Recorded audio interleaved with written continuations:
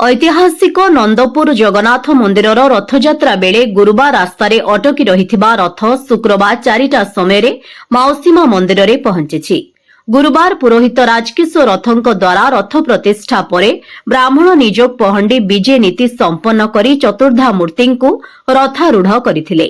तहसीलदार देवव्रत महारणा छेरा पहरा विधि संपन्न करबा परे विधायक रामचंद्र काडाम, बीडीओ दुर्गा प्रसाद दोरा, एसडीपीओ देवेंद्र मल्लिक प्रमुख रथ निर्माण और नीतिकांति रे सामिल देवोत्तर कमिटीर सदस्य बढ़ई, ब्राह्मण, गौड़, कमार, सेवायत, पुलिस, विद्युत अधिकारी उपढौकन दे संबर्धित करथिले। रथटଣା आरंभ होइथिला, किंतु रास्ता कड़े थिबा गोपालकृष्ण बेवर्तांक मिल घर और बसस्टाण्ड अपर पार्श्व थिबा इलेक्ट्रिक पोल संस्पर्श रे आसिबारे अधा रास्तार अटकी रहिबारे तीन ठाकुरंकर सह पूजक सेठारे रात्रि जापन करथिले। शुक्रवार अपराह्न स्वल्प भक्त और पुलिस कर्मचारी द्वारा पुनः रथ टणा जाइथिला। रथ बिना बाधारे माउसीमा मंदिर पहुंचीथिला।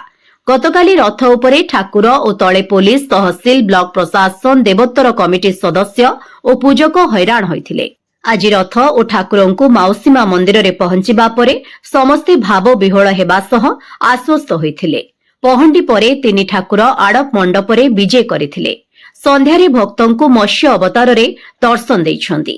द्वितीय दिनर रथटଣା समय तहसीलदार महारणा, एसडीपीओ देवेंद्र मल्लिक, थाना अधिकारी त्रिनाथ तोटापाड़िया, एसआई देवोदर साहू, एसआई गुप्तेश्वर गौड़, राजस्व सुपरभाइजर सोमनाथ मुदुली, निरीक्षक मधुसूदन खेमुंडू, देवोत्तर कमिटी सदस्य, स्थानीय बुद्धिजीवी और युवगोष्ठी उपस्थित थिले। नंदपुर दुर्गा प्रसाद पाढ़ीଙ୍କ रिपोर्ट, खबर तरंग।